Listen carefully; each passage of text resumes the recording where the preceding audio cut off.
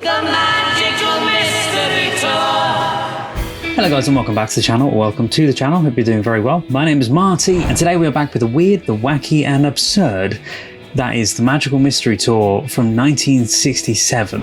I have heard so much about this, but I know nothing about this. I've seen a few small clips of like the bus and things like that, just to kind of get a rough gist of what to wear. Hence why I'm wearing this totally absurd, colourful outfit that looks like an art attack gone wrong. It is a tie-dye t-shirt and a paint splatter shirt. I had these from ages ago. From what a couple of you said, this one doesn't really have a storyline, plot line really. So if you don't know, I have seen A Hard Day's Night and Help previously on the channel. You can check those out. We can see the full uncut reaction to those over on Patreon or YouTube members, alongside the uncut reaction to this one. And I will be watching Yellow Submarine as well. If you love this kind of thing, stick around until after the reaction when I'll go through the trivia for the film as well. Anyway, without further ado, let's dive into the Beatles Magical Mystery Tour from 1967.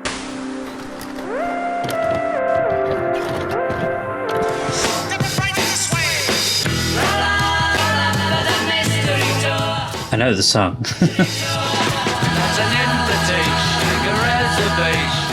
This reminds me of like day, you know, when you get day trips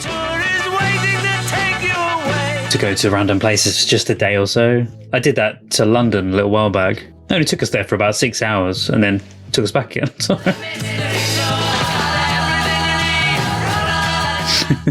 When a man buys a ticket for a Magical Mystery Tour, he knows what to expect. We guarantee him the trip of a lifetime, and that's just what he gets. Incredible Magical Mystery Tour. When I felt like this is going to be a film where it just looks like they grabbed the camera and just went filming.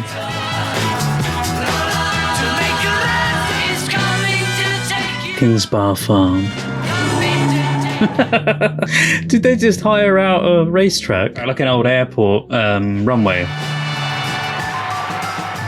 I'd be so interested to know where all this stuff's filmed as well. Looks like a lot of people had fun. I can't go any quicker. Stop it. Come on. Richard B. Starkey and his Aunt Jessica. But they don't play themselves, they play characters. Go on. And what with today being Sunday, you'd think they'd have given it a rest. For goodness sake, will you stop that sitting down? What's your hurry? On and on they go, Good morning. said Richard. Good afternoon, sir, said the courier. Good morning, ladies and gentlemen. Magical Mystery Tour. Oh, I love his enthusiasm. Jolly Jimmy Johnson. All my friends call me Jolly Jimmy. Kind of reminds me of Edward Woodward. Delectable Wendy Winters. Lovely. And over here, our wonderful driver, we hope. Alf! Hello, Alf. It's totally the humour of Away we go. Monty Python. Very comfy in the neck there, isn't it? Lovely and bumpy. Get the popcorn out. You ain't coming away with me anymore. Who bought the tickets for this trip?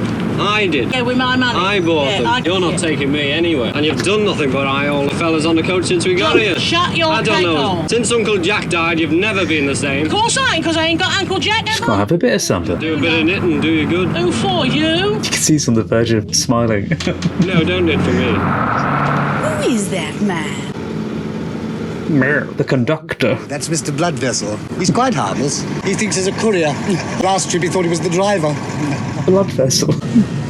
Well, you know, when I saw you... I was only about 6. Looks like many areas around the UK, just in general, because it is UK, I know, but it was like around here. So. Yeah, I'd like to take a photograph of the young lady. Do you mind? Day after day, alone on a hill, a man with a fool on the hill, and the eyes. Oh, what a shot.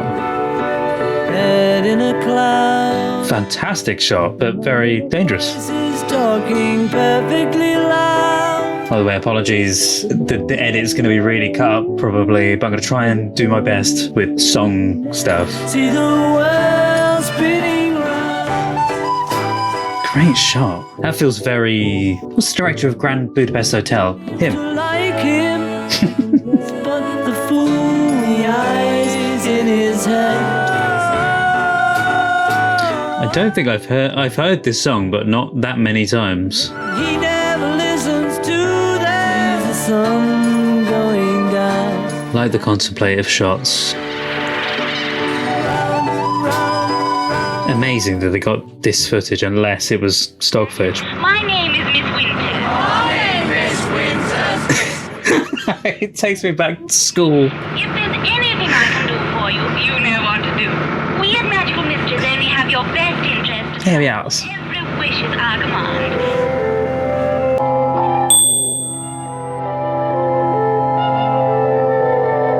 It's nice that this is documenting. It feels like it's documented. It's obviously all made up, but probably As the was. bus leaves the town behind and heads for the country, Documenting daily life or a bus trip for these families. everything begins to change. Well, almost everything. And already the magic is beginning to work.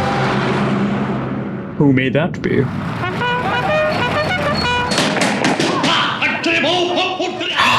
Is that the guy from? Yeah! Ah, It's jolly good. don't know what you said, but yeah, he's from the other Beatles films. They're just traipsing everyone through. He got my body as a son. He knew the communist talk like a dollar gin, and he did. Oh, the bloody hell is all the movement. This is so Monty Python. The turnaround for the quick smile. Why do I feel like they've stepped into a real army within the context of the film? Why? What? A real army barracks area. Oh, that was good.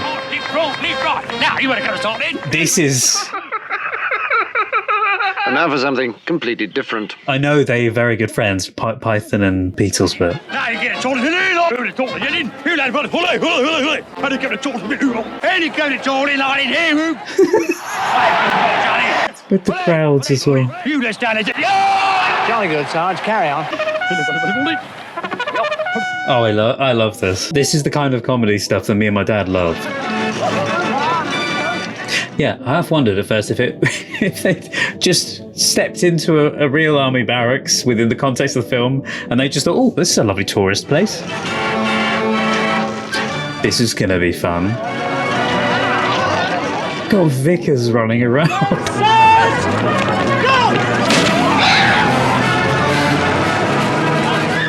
This just feels like a summer holiday antics film. Again, like they've just took a camera and filmed. I half expect the Wacky Races theme. And now here they are. Oh my. Several group of daffy drivers to ever whirl their wheels in the wacky race. Kind of like the place where Top Gear films. Who's getting in that car? Look at the windows of the bikes! Look at the road, you stupid! He's picking the fingers up! Get him! Come on! Hold on! I know what this reminds me. This is like, you know, when you're a kid and you play pretend, and like when you either play with your cars on a little racetrack or like on a car mat or something, or you're out with your friends and you're pretending these things are happening. This is it. This is just a grown-up's version of that, being big kids.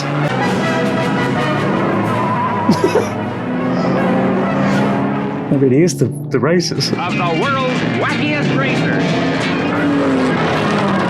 Yeah, they're coming out around the fork.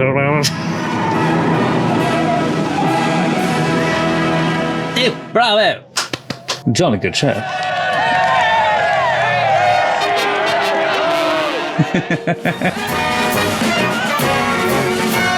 See, I think people should have more fun like this these days. Like tight-lipped and just... What? Very absurd. Yeah, everyone now is too glum. Not very inspiring, but if you look to your right... It's psychedelic. I was looking because the place behind him looks like Cornwall when I've driven through it. The very tight, narrow roads of Cornwall by Tintagel, specifically. You might have a fair bit of me talking in this, by the way, especially if there's music stuff happening, because I'm going to have to cut all the gaps out. Wow.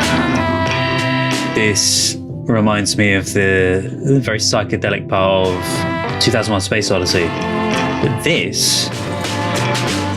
Yeah, this came out a year before that. Gorgeous scenery, though. This film is just meant to be just a pleasurable viewing. Beyond the blue horizon, far above the clouds, in a land that no one knows, live 4 or 5 magicians who spend their days casting wonderful spells. Come with me now into that secret place. Okay, it's cool. I think they've just redressed the army set. Where's the boss? What are they dressed like? Magical magicians, but... Where's the bus? Shh. Where's the bus? What's he saying? Where's the bus? Where's the bus? The bus is 10 miles north on the Dewsbury Road. It would make no sense. It's only 10 miles away. 10 miles. Soon be here. Now, there you see the ancient Roman ruins. Difficult to see because they're almost flattened to the ground. This is very British. Life lobbles on. Indeed, the magic is so powerful that even Mr. Blood Vessel emerges. If I may take the liberty, Be my guest. You may take the liberty. my dear lady, doesn't intuition tell you what I feel? Don't interrupt. You bring out my... I love you! And you fall asleep. Oh, I like this song. Yes, I think it's meant to represent, you know, when you go on holiday and you fall in love with someone. It's a very condensed version of that.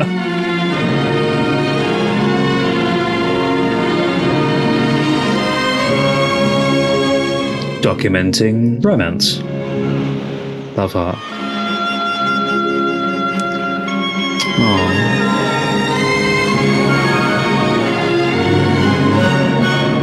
I really like the candid look at it through everyone. Good morning, men and women. Welcome. To the end. I am your friendly courier. Mr. Blood Vessel is my name. With that name. Buster Blood Vessel. Buster Blood Vessel. Concerned for you to enjoy yourselves within the limits of British decency. Guys. You know what I mean, Yeah. don't you? Yes, Mr. Blood Vessel. Whatever you say, Mr. Blood Vessel. I am the walrus. I've seen a bit of this somewhere before.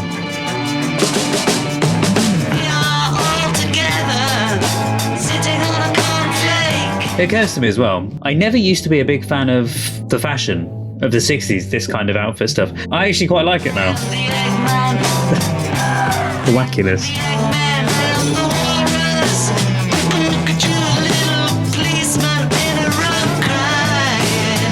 People in the background. Oh, they're members of the bus tour, I think, dressed as Eggmen. What an intriguing camera shot. Never heard those words before.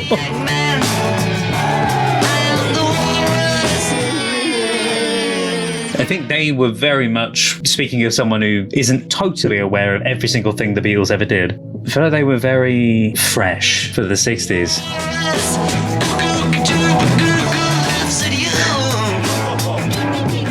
I feel like the film was very much written whilst they're on something.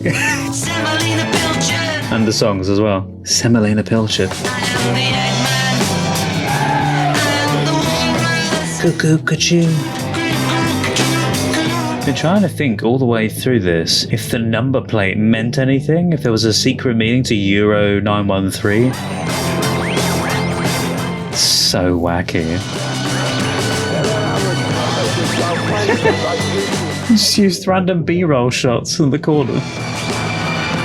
Are they eating eggs? What about 5 little dicky birds sitting on your head? One named Charlie and one named Fred. 5 little dicky birds sitting... So I know there's 5 little monkeys jumping on the bed. Can you do that one? No. 2, yes. Aww.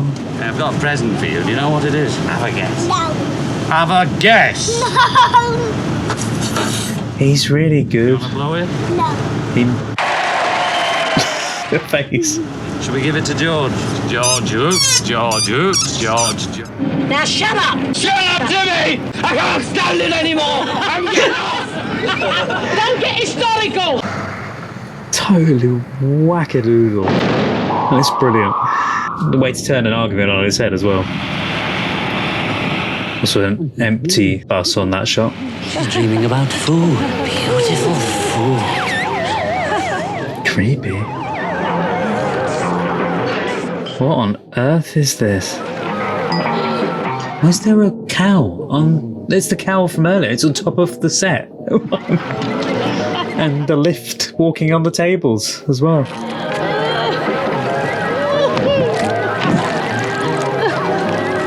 Oh. What? This time I mean it. What is she eating? I can't breathe anymore. It's too much. Get Ellie, lady. It's a nightmare of overconsumption. All this mud in 45 minutes. Your eyes are bigger than your belly. It's intake, not output. I am. No, you don't want to eat that though. This is the way he would have wanted it. What is this? That's that bit with the thing flying. It reminds me of Chitty Chitty Bang Bang with Caractacus Pot's shed. Pirandello, help me up the stairs. Yes, lady. The voice. Yes, lady. This is totally.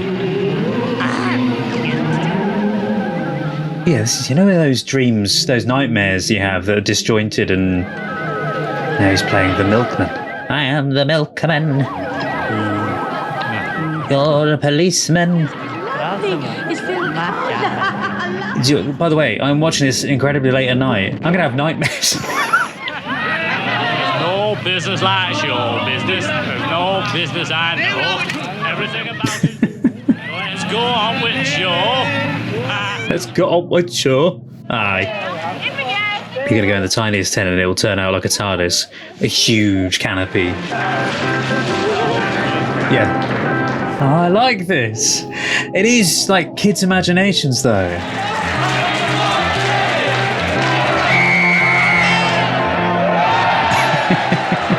That's all. You dropped her. I love how they filmed that. They did the same at the end of Help, like Through the Crystal. We'll be over soon, they say they've lost themselves. Is that filmed in slow motion?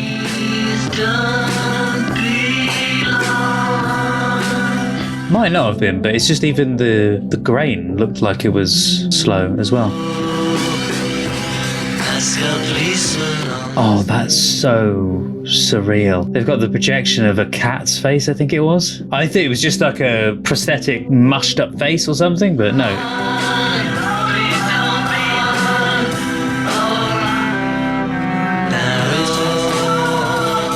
Oh, the little doggy. Yeah, they were the masters at making things stand out in a very attractive way, if that makes sense. Like this, to make it look so unique. You saw a frame of this film, you would go, yeah, that's very Beatles. Interesting.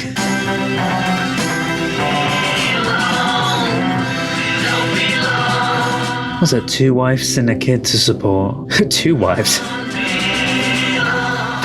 Wait, the number plate. I was trying to think what LBW253 at the background reminded me of. Isn't that the car number plate from the Abbey Road album cover? I think. There's the bus. Well. They are a happy crowd. Back on the bus. Go on. No. That would have been a great cut from the music video. Bus running it over. I wonder what the magicians are cooking up now. Talk about your magical mysteries. I spent half an hour looking for that sugar. Oh no. I was half an hour looking for the sugar. I know, you've told us. Oh, how are you, Bonzo? Any news of the bus? 10 miles north on the Dewsbury Road. We're having a lovely time. Having a lovely time! Having a lovely time! Having a lovely time. Could you tell me what's next on the agenda? A song. Not you. Us. I've got a lovely bunch of coconuts. standing in a row. Big ones, small ones. On join in, what's the matter with you? I was.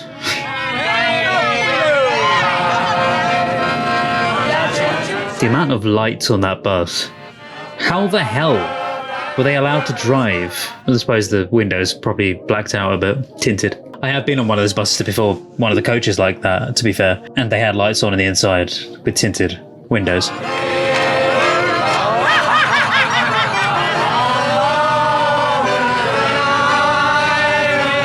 Oh, Irish eyes are smiling. My family's from Dublin, on my dad's side, so seeing that in there is cool.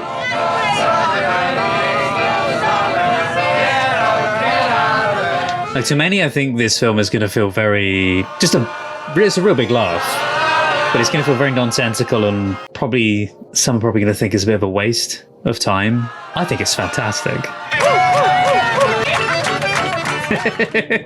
They are. You can see they're all so enjoying this. Ladies and gentlemen, when the coach stops, would the gentlemen please follow Mr. Johnson, and the ladies stay with me? Okay. Jolly evening with Jolly Jimmy. Where are they?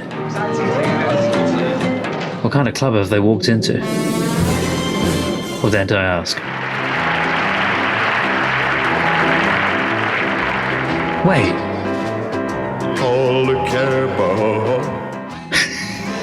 So, is that the... She left her east side drum so dry. Bonzo band? The Bonzo Dog Band? Is that what they're called? Make her love frown. Oh.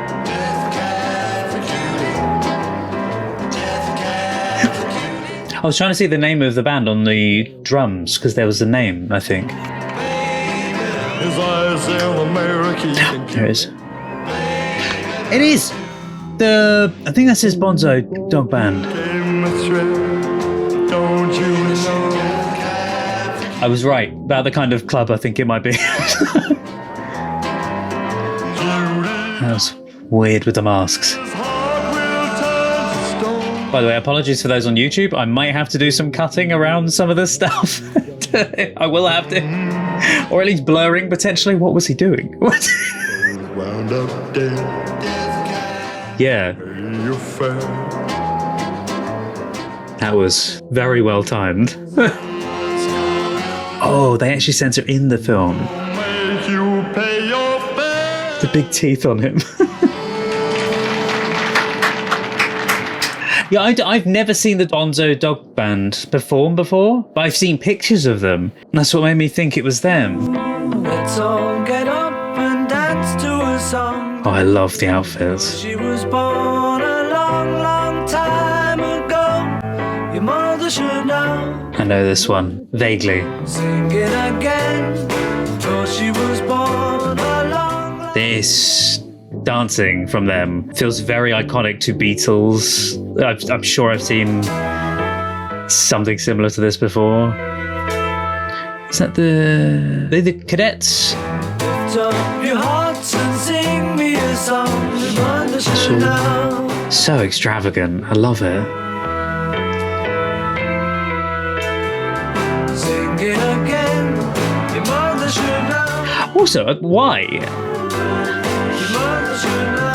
Why is Paul McCartney the only one wearing the black rose? And then I just remembered the whole thing about Paul is dead.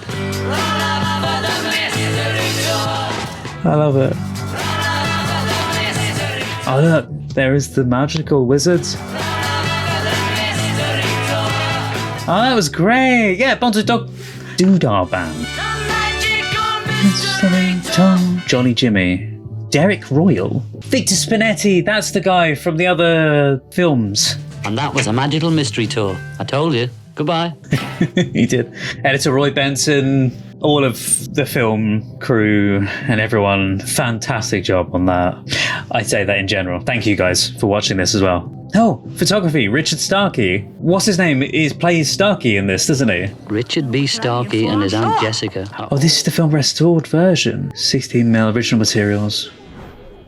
What an utterly kooky, balmy, wonderful film that was. Thank you for telling me to watch more of the Beatles films and to watch this one specifically. But I've got to say that this was, a huge laugh. And yeah, it reminded me so much, and I'm taking it that was what the inspiration for this was. Just one of those fun days out that you would get, because it's very much like I said, those day out bus tours that you can get. Enjoy the day and do random activities. But the ones I've been on have been not ones. I've noticed that a lot of places nowadays tend to do it where you go on a bus trip, like on a coach tour, and you'll go there on one of the days, then you'll stay over for like a day or two, and then you'll come back on another day. And I'm like, no, the thing I love about that kind of thing is when you can just go on the bus tour and come back the same day. Because one of the day trips I went and did something like that is I went on a day trip to go and see Back to the Future, which I may not get a chance to show in any other video, whereas because I'm mentioning the day trips, it kind of makes sense. And this is the book I got from it, which was the original cast with Ollie Dobson and Roger Bart. It was phenomenal. But yeah, I went to see that through one of the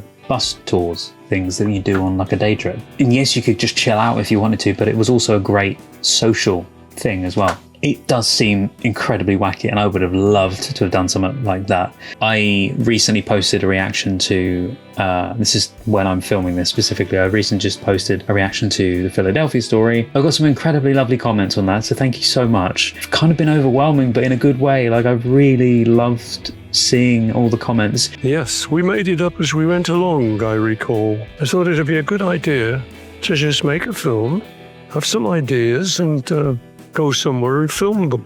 I basically said to the guys, look, have some ideas, and we'll pull them all and see if we can make something of it. So I think we had the song Magical Mystery Tour, which became the title. I think I wrote that. So we each dreamed up a sequence.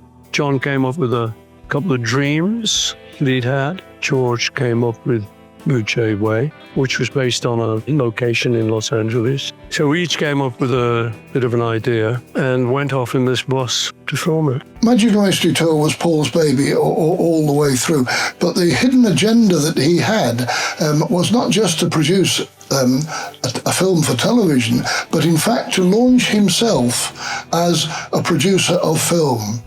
He hoped that at best this would be the beginning of a new phase for the Beatles, that he would lead them now away from touring, which they had stopped the previous year. Concert tours were out of the question, but to lead them away from simply recording in the recording studios to making movies, because he figured that if he was able to send a movie around the world, a feature-length movie to be shown in theatrically in cinemas around the world, those tours of the film could replace the concert tours, which had been so lucrative in the past several years, but more to the point, had also kept up the interest in the Beatles. I stand corrected, by the way, on the whole Beatles Monty Python thing that I made mention of a fair few times in that. I knew that they were kind of friends at some point, but I couldn't remember when it was. And it was apparently that George Harrison was a fan of Monty Python and even financed Life of Brian, which I've seen off the channel. Although there is one film, and I believe it's really weird because the scene with the overeating, the scene with all the sludge on the table and that reminds me so much of a Python scene that I've seen a clip of, and I think it might be from the film that I just have not seen, which was a film adaptation of the TV show scenes, where it's that kind of weird, grotesque humour about overeating, overconsumption, that kind of thing. But anyway, the thing I'm saying was that George Harrison was a fan of Monty Python and even financed Life of Brian, but their friendship didn't happen until Monty Python's Flying Circus premiered in 1969. We thought it might be a good idea to go towards Cornwall, where I think we'd had fond childhood memories. I'd hitchhiked down there when I was a kid. George and I had done that. So that's where we headed. Mike McCartney recalls its zany origins. The first time that I saw anything called Magical Mystery Tour was going into our kid's house in London, and there's a round circle. And I said, what's that he'd drawn? I said, what's that? He said, oh, it's a film called The Magical Mystery Tour. I said, looks like a round piece of paper to me. He showed me this now famous clock face or cake or whatever you want to call it on a piece of paper, where he had drawn very carefully segments of the programme that he planned called Magical Mystery Tour, and it was all cut into pieces of the cake, and he said it was because he wanted to give each of the Beatles an adequate chunk of it to do what they liked with. When all the segments are done, filled in, then we'll have made a film. I said, that's a good idea. Even though that was very wacky and out there, I really enjoyed that off-the-wall comedy, the very slapstick. It was very, very enjoyable to watch. I had a lot of fun with that. Look, it's so strange because you can't really say that one is your favourite over the other, really, with these Beatles films, because they are so different. This film, although it was absurd, it also was very real, like a great trip that you would just have in more ways than one. I don't know if bands have done this kind of thing these days, but it's such a shame. Why don't bands? Actually, no, one has that I know of. It's very strange as well. It's actually on a bus. It takes place on a bus. If you guys know the band Bleachers, Jack Antonoff is the main singer of the Bleachers.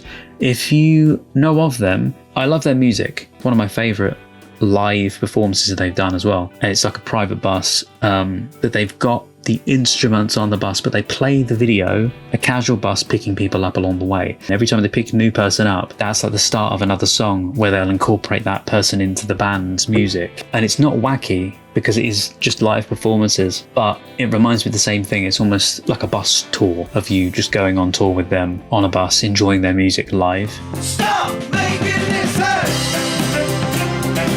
But I'm surprised that people and bands haven't done something similar to this since. But again, maybe they have. Especially these new bands. Like I could think of a whole bunch of them. Wolfpack, they're very much like a modern, wacky, quirky kind of band. They do sort of funky jazz and just a lot of great music.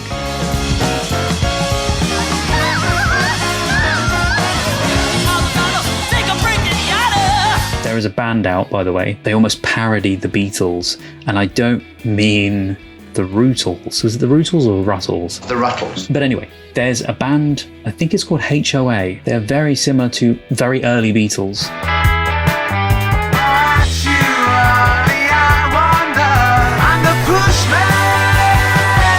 You know, like A Hard Day's Night, that kind of thing. They're very similar to that. They even do videos in black and white. I think they're a South Korean band or something, but they are so good and they have replicated that style incredibly well. Frida Kelly was one of the first people to be guaranteed a seat on the bus. When I actually got on the bus for the first time, because I didn't really want to be in this film, I went straight to the back of the bus and was going to hide in the corner.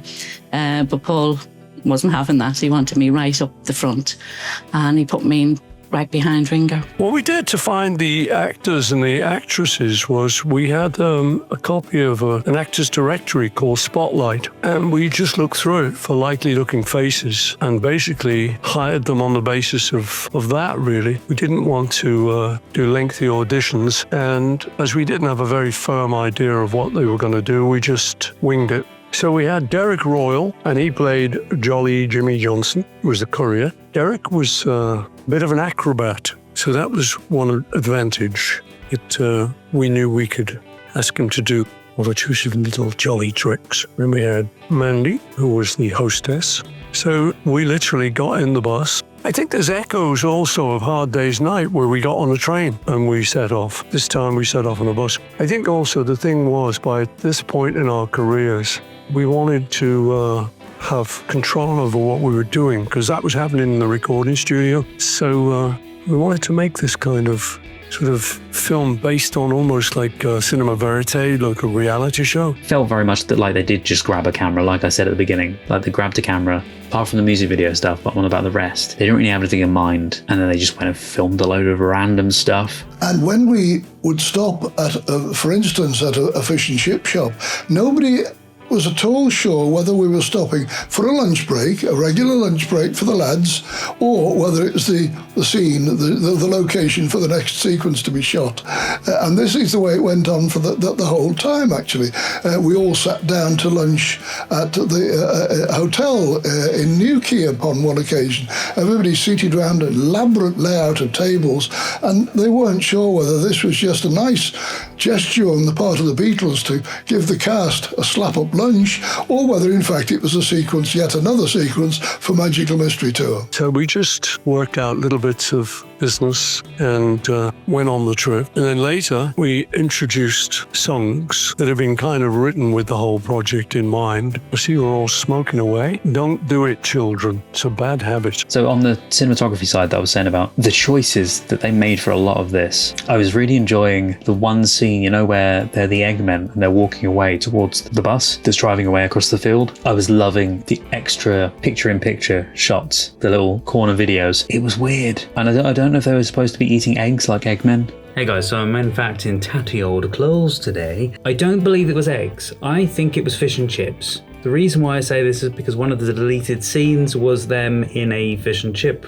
shop, and there's some really close-up angles on some of this footage where they're eating fish and chips, and they look incredibly similar to the inset footage that we see in the film itself.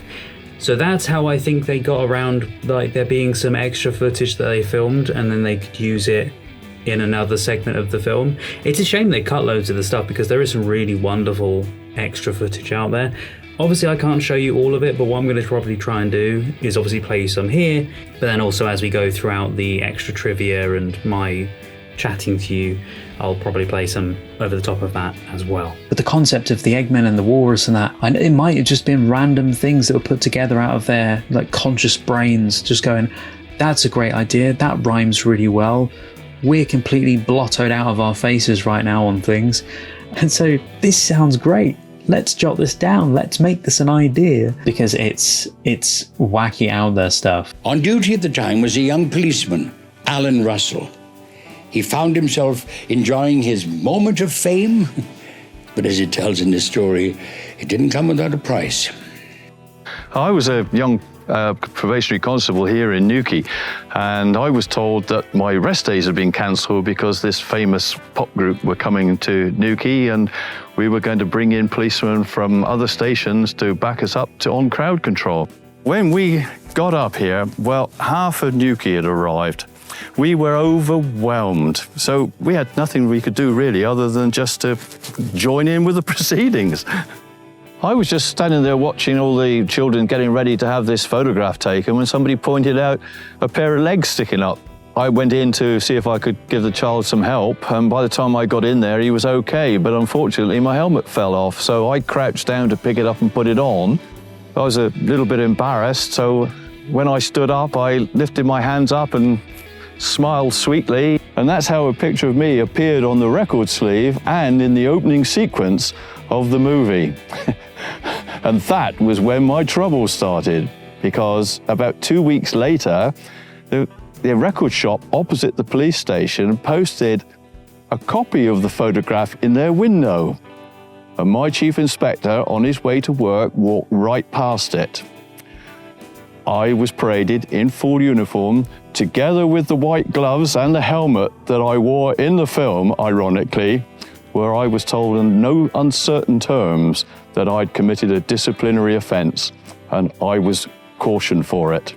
And I believe to this day that's still on my record. For the Fall on the Hill, I ended up just on my own going to the south of France with Mal, our roadie, and a cameraman. I think the thing was, by that point in our careers, we were fed up of everything taking so long and everything being such a big fuss. And I myself had started making kind of home movies. I had a 16mm Bolio camera, French camera, which was great. I used to have a lot of fun with. And I would make these films and put a soundtrack to them. And they were, I suppose you'd call them art films. So I thought, well, we could maybe try this same technique. So we did. We just got up in France very early in the morning in order to catch the sun rising. And then I just wandered around, talked to the cameraman. He said, this looks like a good shot. And then I just did various things while we played back the song. We didn't bother with sync. We didn't bother with keeping it very in time. And we didn't bother with things that proper filmmakers bothered with, like clapboards, in order to be able to synchronize the film and the sound later, which did end up as a nightmare when we got to the editing suite. But it also made the whole thing very simple to do and very instinctive. And that's how it was made. The filming of Fool on the Hill sequence took the morning, basically. We were just in the south of France for a morning. And by the time we reached noon, the lighting could move from where we wanted it. So I think we went back to the hotel, just a bit later got on the plane, and then filmed out of the plane window to get the setting sun on the clouds. The wide angles. There was a few wide angles. There's one on the stairs in one of the songs.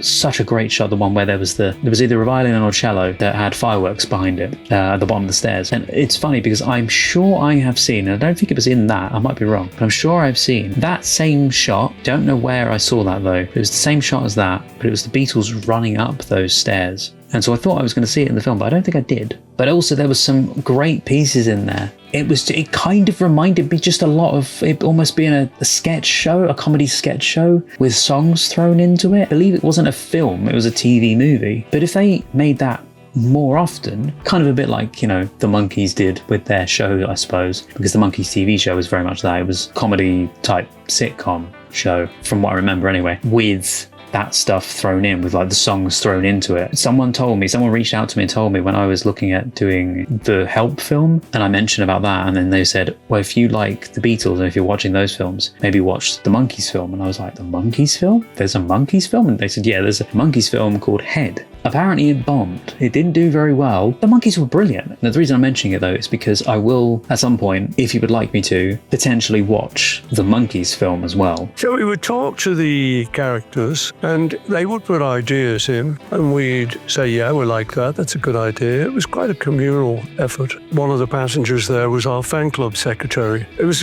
kind of instinctive the way, if anyone had a little trick, the old guy there could put his cigarette in his mouth and out again. So we'd see him do that. I said, that's good, yeah, do that. We have Magic Alex, who came along, not being very magic. We had George Clayton, who was a short guy. And we were really looking for the kind of Fellini characters that might be in a sort of Cirque du Soleil, a magical group. Our manager, Neil Aspinall, came in with a little cameo there, just at the side of the road. As you may have known, parts of the reaction I said, it reminds me so much of Cornwall, and I made mention of like Tintagel and that at one point. The reason I say Tintagel is because when I have been on holidays, I have gone to Tintagel and, you know, around the Port Isaac kind of Cornwall area, and that area specifically has very specific kind of roads. Now, I don't necessarily think it was there that it was filmed. However, apparently it was Devon, Cornwall, that sort of area. Okay, one thing I want to do is give this guy a shout out, because when I was looking up footage I mentioned about the Tintagel thing, and I was looking up footage of the drive to Tintagel, and so I looked up road from Tintagel to Port Isaac. The guy's thumbnail in this video, which is a drive in the UK, Dorset, Devon and Cornwall, Tintagel to St Ives, the area that I'm talking about, right? The guy's thumbnail is Magical Mystery Tour with his face on it. So I clicked on the video and I thought, okay, it's just a drive. Like halfway through, the guy mentions that he's gone to this place specifically. He's gone to the hotel place he recreated the photos. So I wanted to give him a shout. It's the Future Ranch. Coming into Newquay, this is where the Beatles had their base camp during the making of Magical Mystery Tour. So I'm going to go to the Atlantic Hotel where they stayed for 3 days. I'm not sure how much they filmed there, but they certainly took some photos around then. They took a big group photo there. Previous. That's new. The ballroom's not new, but just that bit there. The bit above it is new. So go follow him. He does some really good travel videos from what I've seen. I've watched a couple of his videos now. Obviously go and watch his full video. It was a driving part that I wanted to grab, just a frame of reference for you guys. So again, that's the Future Ranch on YouTube. I will also be including a quick segment of Ernie Smith's video as well. Again, feel free to go and follow him. The reason I'm using that is because it's slightly clearer footage of the journey there, just to kind of show the roads a little bit more. So the first couple of scenes of the bus leaving, they were shot in London near Clapham Junction. That was along Lavender Hill. We'd seen a play at the West End in which Victor Spinetti had done a fantastic scene where he was talking nonsense as a sergeant major. And so I said, well, that was such a great thing. Could you do that again for us for the film? So Victor did it, and it's particularly good. I just sat around as a sort of twitty officer. So yeah, marvellous. And Victor basically took the whole scene over. He's a great actor, and also he's very good at improvisation work. And having dreamed up this character, I think himself was very at ease in this scene. I think we all just stood by and just enjoyed him. What would happen at the end of the day, we would just sit around. I'd sit around with the cameraman and review what we got, what we thought we had, what we thought we'd needed. And they'd say, oh, I think we needed a cutaway there. We didn't get. We said, oh, we'll get that tomorrow. I think Victor Spinetti was particularly good. I suppose it helped because he was an actor. A lot of us weren't. And that, led to a sort of crazy approach to the whole thing. Yeah, apparently the racetrack scene in this film was done at RAF West Malling Airfield in Kent. The thing I didn't know is the Fool on the Hill scene was actually filmed in France, but that is the one scene, as far as I can tell, that is filmed in France. Oh, what? I was saying about the bus, it says that the location where they got on the bus is Lavender Hill in London. However, I did keep thinking that the road outside looked different when we see inside the bus. It's not filmed at the same location. It is filmed where I have been on holiday, in Bodmin. And yeah, it's looking along St Leonard's at the junction with Midway Road in Bodmin, Cornwall. And it's not often I get to watch a film on this channel where I get to potentially go to a place. It was quite funny I say that because the 60s film Village of the Damned, I have done a reaction to it on this channel, and I actually went to the village where they filmed it. That village of Letchmore Heath, there is a link to the Beatles with that place. When I went there, I was preempting doing these reactions to Beatles films, and I did try to get to find the place where this was. George Harrison's residence in Letchmore Heath. Bhaktivedanta Manor is a Gaudiya Vaishnava Hindu temple, but it was purchased by Harrison, and it served as the preliminary training centre for St Bartholomew's Hospital in London. And so when I went there, I didn't have the main thing of looking for this place. I was looking for Letchmore Heath. You know what? The craziest thing is, I may have even got some of the location, because judging by this, I was a road away. Where I was with the pub and the bit where I drive in, and you see there's like a green, like a forked road with like a triangle of green, and obviously you see it in Village of the Damned, the film. So I actually show it, and I actually do show it on a bit of mapping in the trivia section. To the left of the green, so if you're looking and you see the pub, the background, and I've got photos of this, I might be able to try and find my photo that I've got. If I go left from that, over the tree line is the Hare Krishna temple. So there was me trying to find it, and it's right there. That's crazy though. Though I thought maybe it was, a couple of miles away from where I was. Quite literally the other side of the tree line. Anyway, back to this film. We spent a day just zooming around this disused airfield with the bus, a George's Mini with an Austrian Princess, which was a car we used to be ferried around with us, the Beatles. There's always this black car to pick us up and drop us off. And the most difficult thing really was to get the whole thing in sync, to put the sound, to marry it with the picture. In a conventional film, they had ways to do this very wisely. We thought, it doesn't matter, we'll work it out later. Of course, when we got in the editing room, the editor said, well, where's the classic one? We said, I don't think we put one on that. And he was much dismayed by this news. And it did mean that whereas we thought it was going to take a couple of weeks to edit it, it took more like 11 or 12 weeks, as I recall. But 11 weeks of fun. I don't know if I've made mention it to you yet about not just Plymouth Hoe, but Newquay. My dad and I, when we go away on holidays, and one of the places we go through is Newquay. And when I've been driving around with my dad in Newquay, one of the roads you can go around, I'm fairly sure you go up a hill, you go around a corner, and you're at, I think they call it the Hewers Hut.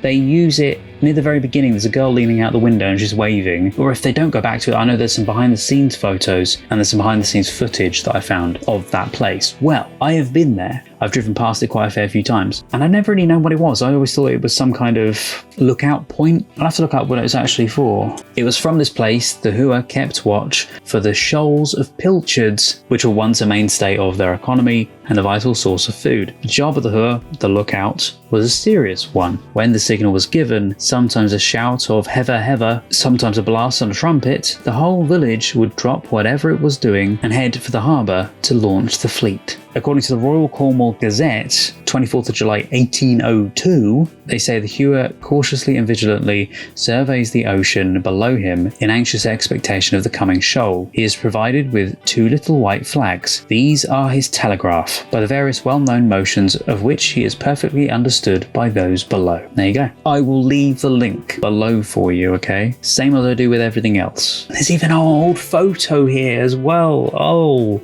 I love history like this, where we get to see the old history. And it's just one little tiny moment in the film. Apparently the structure is certainly medieval, built in the 15th century, making it around 6 100 years old. We came up here to have a mess about, as we do as youngsters, and the Beatles were in here filming, and we came to this window, and we looked in the window, and we started teasing them. We had great fun. They started chasing us. They were coming from both sides of the Hughes house here, and we stayed here for quite a while, actually, and then we got bored of it and went home. Well, I told Mum about it, and she shoved us in the back of this Mini, and she came tearing down here to see them, but unfortunately they'd gone. I don't know if it's specifically why they chose this place, but they did actually stay at the hotel around the corner. The Beatles, that is. When they were filming this film, they stayed at the Atlantic Hotel in Newquay. Also, speaking of the Atlantic Hotel, you know, at the very beginning we see the shot of the whole crowd right in front of a hotel or right in front of a big building. That is the Atlantic Hotel in Newquay. Yeah, the bit where that guy takes the photo at the very beginning, that is Cliff Road, Plymouth, with the Grand Hotel in the background. With the convoy vehicles in tow, the bus headed for Plymouth, Devon, where it was met by a growing army of fans and the media alike. The group were pictured relaxing on the grass on the famous Plymouth Hole. Paul did an interview with BBC TV presenter Hugh Scully. How do you frankly feel about all the reporters and all the rest of us following you around everywhere you go? It's okay, can't be helped. You don't mind us? Well, we don't get on your nerves. No, you're not all that bad. So we found our way down into the south of England, down sort of Cornwall, Devon way, just because that was a part of the country that we liked. And then the courier would say, if you look out of your left window, the view's not very inspiring, but if you look out of your right-hand window, it is, and that would give us an opportunity to put a sequence in. We made up a song called Flying one time in the studio using a mellotron, which is the lead instrument on it, which is sort of trombone sound. And then we just put a kind of 12-bar behind it. It was something we ended up quite liking. So we thought, well, that's a nice enough song. Could be a sequence. And we wanted it to, seeing as it was called Flying, we wanted the picture to reflect that. So we had a producer friend of ours, Dennis O'Dell, who was helping us put it together. He happened to have some outtakes from film he'd worked on, which was Dr. Strangelove. And I was chatting to him. I said, oh yeah, we've got loads of flying over mountains and stuff. I said, well, can we borrow it? I said, yeah. And that is what became Flying. Making 2 brief stops in the Cornish towns of Liskeard and Bodmin, the bus eventually pulled into the seaside town of Newquay, arriving at the spectacularly located Atlantic Hotel. This became the group's base for the next few days, the scene of great excitement as word spread around the town. My huge piece of information, though, other than everything else, the huge piece of information that I really want to add in, which I have verified is a quote from a physical book. It's from the Steve Turner's A Hard Day's Right book. The flying sequence footage, when they're flying through the clouds, before we see the wizard magicians for the first time, we see these very psychedelic cliffs and hills sides and seascapes. All those were shot by Stanley Kubrick. Sounds really weird and random, because we've seen 2001 Space Odyssey on the channel, by the way. That scene was so out there and psychedelic. So then when I watched this, many years later, I'm looking at it going, it kind of reminds me of the scene, but it's not the same footage. It's the same footage that was filmed. It's different other parts of it that they used. It was shot from an RAF B-17 Flying Fortress plane that was filmed by Gilbert Taylor over Iceland and Greenland for Dr. Strangelove, and that then Kubrick used more of this footage later in 2001 Space Odyssey. So yeah, not that it was shot by Stanley Kubrick. I know I said that, but what I meant is that it was shot for Stanley Kubrick. Ivor Cutler and Jesse Robbins on the beach. I think it was somewhere around Weston-super-Mare, maybe not sure. And this was to be a sort of love scene where Ivor, or Buster Bloodvessel as he is in the film, would fall madly in love with Jesse, and this would be our love interest. Ivor was a wonderful deadpan comedian, poet, artist who I knew from the London scene. So we set about doing this, and they went on the beach and he made up all sorts of things. Don't know whose idea it was. You draw a heart around her in the sand. But it had a sort of strange little romantic quality, like a sort of weird little French film or something. Anyway, what happened eventually, we put it together and we thought, yeah, that's kind of touching, that's nice. But when we took it to the BBC, this was the one scene they made us cut out, and I couldn't fathom it for the life of me. I went to see a guy called Paul Fox, who was the head of entertainment or something, BBC. I had a meeting with him, and he said, no, we're going to cut that scene. I don't ever think I got a great explanation other than he thought it was weird. I thought it was kind of romantic. But this goes to show the power the Mighty Beeb has. They also paid us not very much money for it. Again, an example of the power of the Mighty Beeb in those days. But another factoid from 1969, which is incredible, speaking of Stanley Kubrick, just very briefly. Apparently, the Beatles acquired the film rights to The Lord of the Rings. I remember hearing this somewhere along the lines as well, which is very coincidental. All these years later, who then makes, is it Beatles Get Back? The documentary. Peter Jackson. Who directed Lord of the Rings? Peter Jackson. So there's maybe there's a reason to do with it. Or maybe it's just a huge coincidence. Hey guys, I wanted to make mention of this brief addition. Colin Patterson from the BBC wrote an article where he interviewed Peter Jackson about this specific thing. Not only that, but it goes into detail about how Jackson made the documentary Get Back. Well, doing this documentary allowed Jackson to speak to Sir Paul McCartney about it. And he's been interrogating Paul, and Ringo doesn't remember much. So Paul was fine talking about it, but then, Ringo didn't remember too much. He says what he understands is that Dennis O'Dell, who was their Apple film producer, who produced The Magic Christian, had the idea of doing Lord of the Rings. When they, the Beatles, went to Rishikesh and stayed in India, it was about 3 months with the Maharishi. At the beginning of 1968, he sent the books to the Beatles. However, Tolkien then intervened when they brought up the idea to him eventually, because he said they couldn't get the rights from Tolkien because he didn't like the idea of a pop group doing his story, so it got nixed by him. They tried to do it, there's no doubt about it. For a moment in time, they were seriously contemplating about doing this at the beginning of 1968. So there you go, that's the reason why. But yeah, I'll leave that article linked below for you. Apparently the Beatles, once they'd acquired the Lord of the Rings rights, they were going to ask Kubrick if he wanted to direct. Kubrick completely turned them down. Sequence where Jessie, Ringo's auntie, says shut up to him and he turns on her. I think it probably shows his frustration. Luckily it turned into a little bit of comedy, but I think there was a hint of truth in it somewhere. The scene when the lady's at the front of the bus and she's saying, we'll stop off, I think it's about 1:30 or something for lunch. She's doing it over the tannoy. Well, there's a bridge behind, and you probably see it in the reaction. I'm looking like this, as if to go, where is that? And did I remove that scene out? I think I removed that bit out just for timing and copyright and stuff. That is in fact the Tamar Bridge, which is over the river Tamar and the border between Devon and Cornwall. I have been on that bridge. See, in the drill sergeant, the idea was this, you see, because when we did the show in 1963, there was censorship in the theatre. You couldn't use the language that the drill sergeant uses. So I invented the drill sergeant without any English. You cut about salt and moving you in. You cut the salt out of all the salt head. You get the salt right. You don't bloody move the salt in. And you get the salt in. Hey, ready for the salt in. Get your told. Get your bloody hair cut.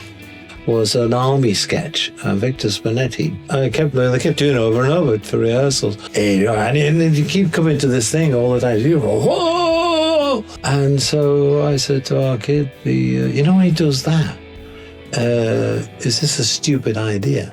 But if you were to zoom in to his mouth, go, and then he can go anywhere. I said, I'll put that to the director. I think he was the director. I'll put that to the director. Paul? Yes, Paul? How about this side? Certainly, Paul, sounds good to me. Go for it. So I found some additional information about the filming of this, which is from the biography of Paul McCartney. It's on McCartney.com that is referenced, but it is apparently from the Paul McCartney biography written by Barry Miles. I feel like I should do it in an accent. John and I remembered mystery tours, but we always thought this was a fascinating idea. I'm not going to do that. Getting on a bus and not knowing where we were going. Rather romantic and slightly surreal. All these old dears with the blue rinses going off to mystery places, which is very similar to now, they still do that. Generally, there's a crate of ale in the boot of the coach and you sing lots of songs. It's a Sharabunk trip, so we took this as an idea and used it as a basis for the song and the film. And apparently it was inspired by Ken Kesey's Merry Pranksters and their LSD-fueled bus. McCartney decided the Beatles should try something similar. He devised a rough concept for the new project, which would involve the group travelling around England in their own coach, filming whatever took place. So I wasn't entirely wrong when I said it feels like they just picked up a camera and just started filming. I know it wasn't, cheap handheld type cameras. It was professionally filmed, but still. Paul McCartney said, "I used to go to the fairgrounds as a kid, the waltzes and the dodgems, but what interested me was the freak shows, the boxing booths, the bearded lady and the sheep with 5 legs. These were the great things of your youth. So much of the writing comes from this period, your golden memories. If I'm stuck for an idea, I can always think of a great summer, think of a time when I went to the seaside." Yeah, apparently the resulting TV film was a mess and critically panned, though the soundtrack double EP, which was then expanded into a full album in the US, was a bestseller. I think the high spot for me was really the music. I think to be able to include I Am the Walrus was a great bonus for us. So we could do a sort of surrealist version to accompany the song, which itself is quite surrealist. We had our outfits made by a group of people we knew from London called The Fool, who used to read the tarot cards, hence the name, The Fool being one of the tarot characters. I always used to come out as The Fool. First I thought, it's a bit lousy, couldn't I be a king or something? And they were saying, no, it's a very good card. Never quite understood why, but it gained significance as the film went along. So again, we were at our disused airfield and we set up, and then one minute I had the walrus mask on, next minute John had it on. Because what happened was people were always reading into the Beatles lyrics. So we kind of knew this would get talked about and people would try and work out who was the walrus, who was behind that mask. So we would actually set these false clues just for a bit of fun. And then we take it into the editing suite and ask the editor, now what can we do with it? Any tricks? He'd say, oh yeah, you've got these things called opticals. You'd do it. You were great. We can reverse this polarity, or we can put some little inserts in this bit of film. So we were at liberty to play around, and I think that's really what we wanted to do. We wanted to make a film that was echoed our playfulness and non-serious approach to what we were doing. So the Eggmen, which were characters from John's song, became us with skin wigs on our heads, bald wigs. And we just went out, and without any idea really of what we were going to do, we just filmed a lot of stuff, but all the characters we had at our disposal. John had wanted to work with Nat Jackley, who's an old British comedian from our childhood. So in one of the sequences, I said to John, well, you just direct it. You just go out, take characters and make it all up in the spirit of the film. I heard later that Nat was not too happy about that, because obviously these professionals were used to working with professionals who would obviously have a script or some idea of what they were doing. So I think he was a bit dismayed by the whole attitude. It probably is how most people in the world would know of Nat Jackley now, because those days it was likely he might be forgotten unless you were a student of British radio shows or early television. So in a way it was quite a good thing, and I think Nat's performance is terrific. He's a natural comedian, just the funny walks and the funny faces. That was really all we needed. John Lennon told Paul McCartney about a dream he had where he used a shovel to serve spaghetti to a woman. Paul suggested they film that, and John agreed. So when he says go, when he shoots the gun, we all go off, ready, brum, brum, brum, brum, brum. I think Ringo was driving the bus, from what I remember. Not very well.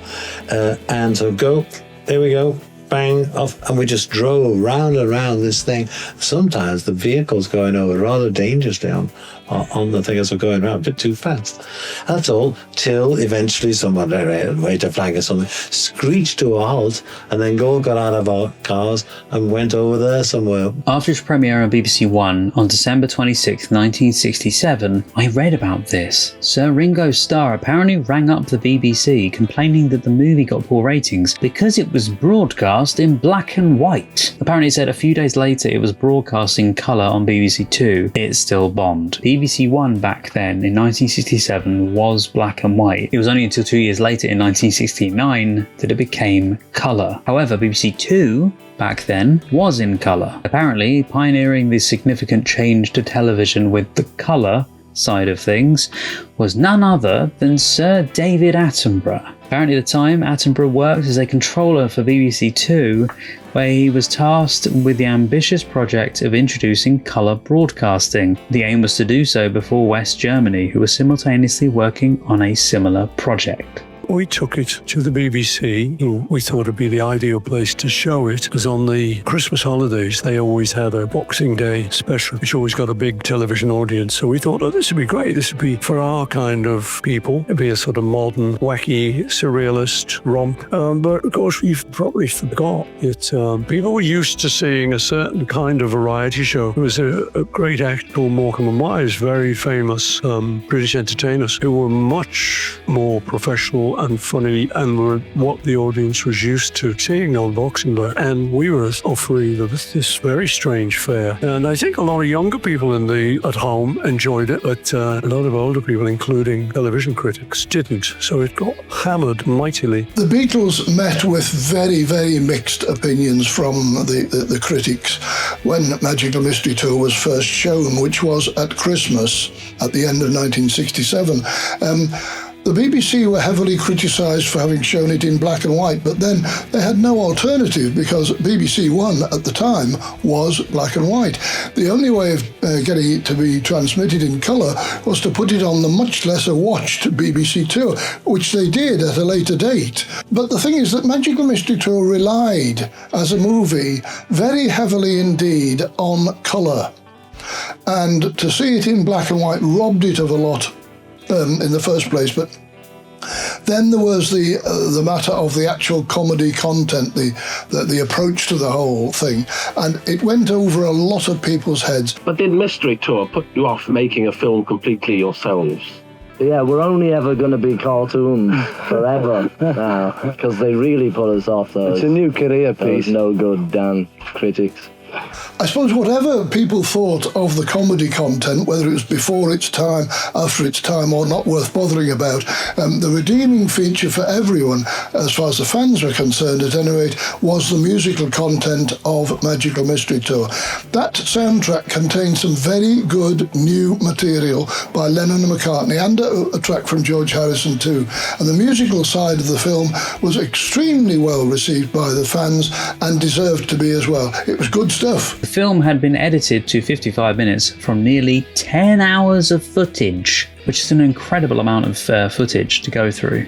You can imagine getting all this film into the editing suite with Roy Benson, who was our editor. We had a little editing suite in Soho in London, Old Compton Street. It was above a shop, and there was not only a digital, this was film with sound on a separate track where you'd run the picture and the sound together. And I think a lot of the time was just spent trying to figure out which bit went with which bit. Poor old Roy pulling his hair out. The boys were coming down to Cornwall, and of course, in those days, everybody knew who the boys were. It was obviously the Beatles.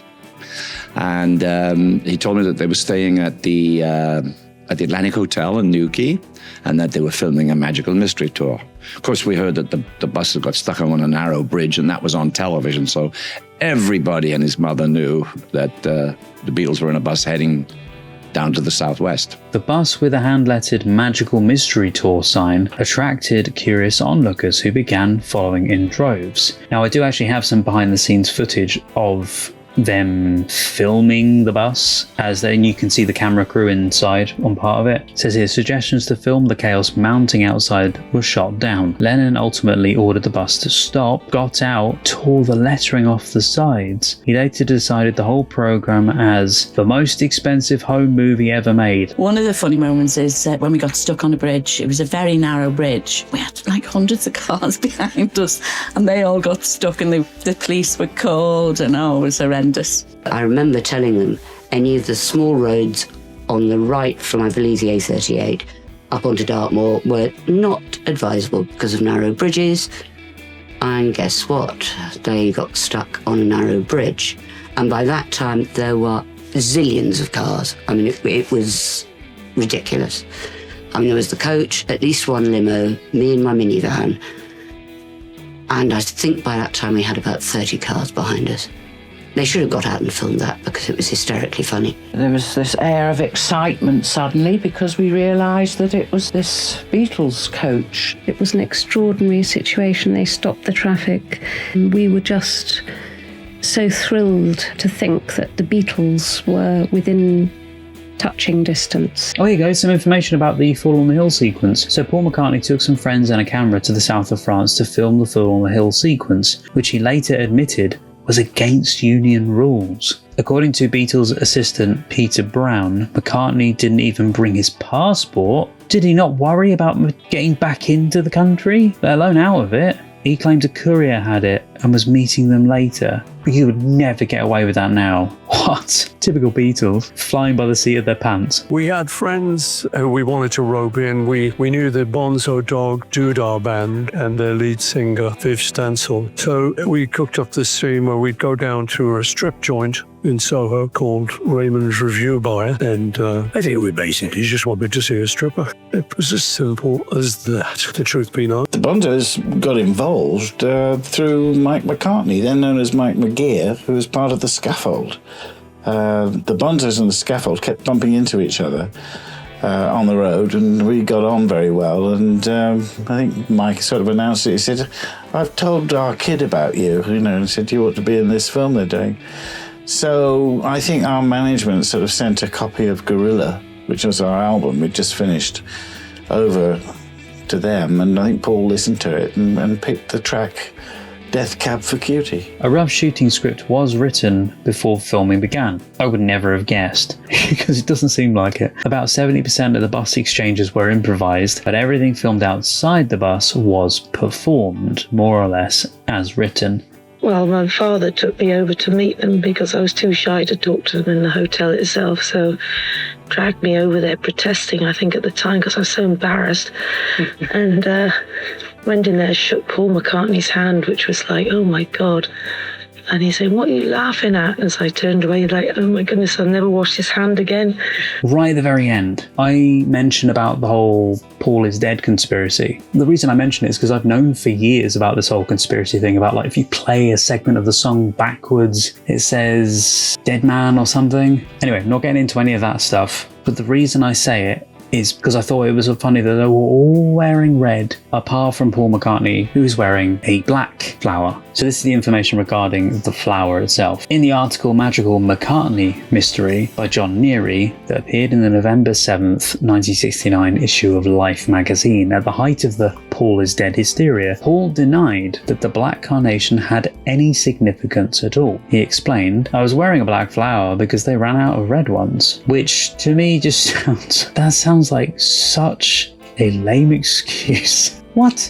You couldn't find one more? Did they just decide, okay, by using this can kind of play into that at the same time? So it does continue. It says, according to the online flowers guide, however, black carnations are quite rare and avoided mostly because they symbolize mourning and therefore death. I mean, later on, people would say, "Why do I have a black carnation and the others have red ones?" It was simply that they've run out of red ones. The only one they had was a black one, and I was the last one to get one. So it was no more significant than that. But of course, in the Beatles' history, these things take on huge significance, probably adding to the rumour Paul is dead, which happened around about the time of Abbey Road. And then the whole interview thing was another story in its own right. And I did the right thing and did it all the right way. I asked Tony Barrow if I could interview one of the boys for the BBC. And he said, yes, of course, no problem, but not till after Easter. And this was in September. And he'd booked them up solid and had promised them no more radio interviews. But luckily, I'd asked him in the lift at the hotel going down to supper one night. And Mal had been in the lift. And God bless Mal, much missed still. He told the boys, and suddenly George came up and asked me. He said, no, we'll do it. And that was magic. Who had the original idea for the Magical Mystery Tour? I think Paul had the idea and wrote a song called Magical Mystery Tour. And so we decided to do it now so that we have it ready by November or December. Are there any plans at the moment for a full-length film? What is the position? The contract we signed with United Artists was for 3 films. Thing is, we can do it any time we want. We wanted to do a film that sort of might mean something to either us or to the people who will go to watch it. We've got to have something good, and how we visualise the film, it's got to be at least the difference between the song Help and Sgt. Pepper. We'll probably end up by not having a big production team film it all Rather like you're doing this one? Like, yeah, more this idea where we'll help to direct the thing and probably to edit it. So the more people involved, the less of our movie it tends to be. How are the four of you going to incorporate your numbers in it? Well, the Magical Mystery Tour, that song will be played at the beginning, showing the people coming and getting on the coach, all that bit. And the other songs, we'll be doing those next week in the studio. Because it's called the Magical Mystery Tour, then this is just a typical coach tour. That anything can happen. You see, that's the difference, because it's magic, then we can do anything. The Ringo interview, the interview that never was, he didn't want to be left out, and bless him. I mean, they were good mates and he wanted to do it. I think we'd been thrashed at table football and it was a non-event. I mean, Ringo is hard work to interview. I mean, you long question, and it's no, yeah, I haven't really thought about it. How much direction have you been doing in this film that you're doing at the moment? Practically none. Well, in fact, none. Have there ever been moments when you've wanted to step in and say? Not really, no. Just been content to sit back and let the others? Direct, yeah. Have you been to the cinema at all recently? Do you ever go or not? Not recently, no. Oh, yes, I have. Oh, John and I went one afternoon in the local. But, you know, it was full of kids, but it was great because we just went in and nobody noticed us. And it was two terrible films, so we went late in the afternoon and saw half of the first feature. Wasn't much, and then the first half of the second feature. And they were both useless, so we came home. What were they? Well, I'm not telling you. I mentioned about the number plate, Euro 913E. That's a Plaxton-bodied Bedford Val coach with the registration of that, which has been unregistered for UK roads since 1989, and it now lives outside the Hard Rock Cafe in Orlando, Florida, USA. My fondest and never forgotten memories of my work with the Beatles for the film Magical Mystery Tour will be of laughter and happiness. It was my job to teach them to dance to a tune especially composed by Paul called Your Mother Should Know. They were to dress in immaculate white tail suits and lead all the dancers down the staircase. It was a specially constructed white staircase. Well, teaching, or trying to teach, was hilarious. First I had to get George out of meditation and then into dancing. They just treated it all as a game, and all my dancers joined in. They treated it as a game too. Eventually, all was nearly ready for the shoot, which I had to lead in case they went wrong. They called it the Beatles Can-Can. We all had a great time dancing down the staircase from heaven, laughter all the way. I vowed I would not add anything else to this video because this has already taken me such a long time to put together all the pieces. Jessie Robbins, who played the aunt, who played Ringo's aunt in the film, she drums. One, I had no idea that she drummed, and two, and obviously that's amazingly perfect for Ringo Starr's aunt in the film. There was a whole deleted scene where she plays the drums. Apparently, I did not know this, it's only till I was reading a comment. Someone mentioned she was great in The Fearless Vampire Killers. I have The Fearless Vampire Killers that I've got to watch it as a reaction. Someone's requested it. I'm going to see her in that as well, which I didn't know she even starred in that. So yeah, without further ado.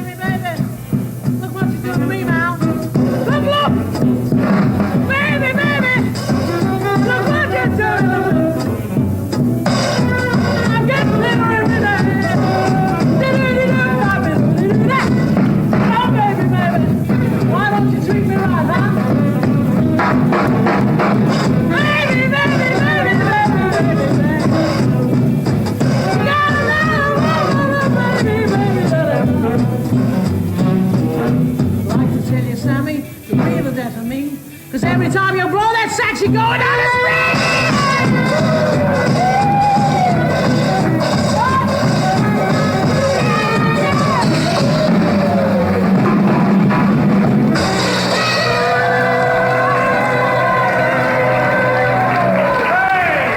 Anyway guys, that was all of the trivia. That was my video for today. I hope you very much enjoyed it, watching the Magical Mystery Tour along with me. I hope you've had a lovely time. Now I'll get on to something in a second, but I really hope you've enjoyed it. The weird and wackiness of it all, and all of the trivia that goes along with it. What I wanted to do is, if you watched until this very point, which you obviously have because you're listening to me say this, then I'd love to give you a secret phrase. And that secret phrase is our way to say thank you to each other. It's my way to say thank you to you for watching it until this very point, and it's also your way of saying thank you to me for doing the video itself. So the secret phrase for this video, which you've probably already guessed by what I said a second ago, is they're having a lovely time. And they're having a lovely time. They're having a lovely time! They're having a lovely time! So yeah, feel free to leave it as a comment below if you'd like to, or feel free to integrate it into a comment that you're wanting to write anyway. Feel free to let me know about any other facts you've got as well. I did my best in the time that I had to find as much as I possibly could, but while still trying to keep it as concise as possible. Anyway, don't forget, if you want to see the full uncut reaction to this, you can see it over on the Patreon page or as a YouTube member as well. Feel free to like and subscribe to the channel as well for more things like this, and don't forget to turn on the bell as well, which is a bit annoying to have to say that, but half the time the certain tube doesn't tend to let people know, which is slightly frustrating. Honestly, it doesn't seem to like telling people that the video is out now. And don't forget, at some point in the future, not quite yet, but at some point in the future, I'll also be watching Yellow Submarine as well. Anyway guys, thanks so much for watching. Have an incredible day, whatever you're going to be doing. Take care, stay safe, and hopefully I get to see you guys next time. Bye-bye. Thank you for watching. Now we'll leave the last word to the originator of the whole idea, Sir Paul McCartney. It's a mystery to me. Cheers. If you're still here to the very end, then thank you so much, and also a huge thank you to my wonderful patrons: Roger C. Griffith, Douglas Collier, Terry V, Miggy Love, Chris Holmes, Jojo, Thomas Masters, Shoehorn1234, Res, Patrick Durr, Andrew Blount, Carlos, Marla Mize, Rob, Chandra Blair, Scott, Paul Zawicki, Randy, Kirsten, Juan Pablo Camero, JL, Maggie, Freya Alexandra, Milo, Miranda, Edna, Gina Aman, Tess Avaland, Olivia, Maria Stoicheva, Neno, Megan Janoviak, Rainy Tomo, Strawberry Tree, Kirsten Bailey, Boobly Boo, Louise Vanderhoven, Aubrey Terry, Wraithist, Heidi Steele, City D, Bumblebee, Joshua, Jesse, Rena Burrow, Meet, Lolita Verbakovskia, Eli, Holly Jeffries, Alenka Hafner, HM Garth, Chloe Grover, Neb, Kyle Baker, Abby Barker, Tom Tattershall, Kristen Olds, Tilly Chum, Laura Hutchison, Tara M. Will Coxon, Sazzy Nation, Ferdinand Pitchard, Jim Kay, Sphere, Mel Days, Fran in the Pen, BG, Tara, Rags and Muffins, Nameless Human Being, Deb, Philippa Chapman, Emily, Panda, David Wayne Fox, Jessica Asakovich, Sue Pro, Naja and Workshop, Mike Tunnicliffe, Wolfgang Wolf, Lee, Harvey, Ankame, Aninya, Evan G, Violet Aurora, Pamela Chandler Rash, Scott Howard, Joshua, Robert Williams, Steve Webster, Amanda, Lipaz, Jamie Dodds, King, Happy Go Lucky, Caitlin, Analytical Guy, Maria Torres, Cliff Adams, Jonathan, Dirk, Annie Bonds,